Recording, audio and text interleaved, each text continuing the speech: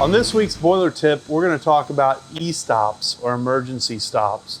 A boiler has a lot of safety limit devices on it, high pressure, low water, etc., etc.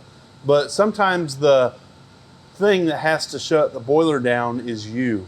Upon entering a boiler room, if there's an apparent unsafe condition, an e-stop is an important tool to shut the boiler down and not have to approach the boiler.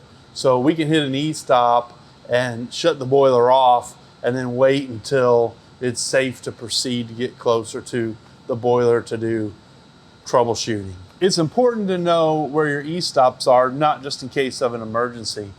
These e-stops are capable of shutting down the boiler, and so if our boiler won't start, it's important to sometimes just go around and check your e-stops. Because they're usually located where they're easily accessible, it's not unheard of for someone to bump or inadvertently shut the boiler down.